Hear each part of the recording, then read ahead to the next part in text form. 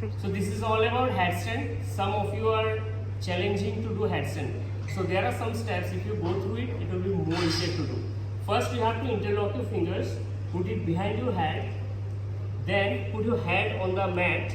So the top part of the head will be on the mat and elbows little bit away from the body, little bit away, like a V shape. Then slowly you have to keep your knees straight. Yes, you have to come on your toes. Then little bit you have to bring your toes forward. Yes, it should be straight. Your knee should be straight, and on your toes you have to walk forward, so that until your body gets straight. Then slowly try to lift one leg and one leg down. So first, in first position, you try to balance your body in this position. This is the first step. When this will be done, you can balance your body in this position. Then it will be more easier to lift the legs and easily you can hold.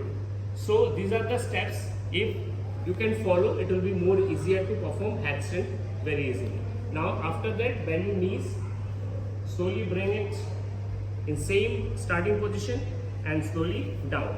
And after doing headstand, you have to keep your head down, put your arms straight so that your blood flow can get normal in your body, and slowly you can relax. Thank you.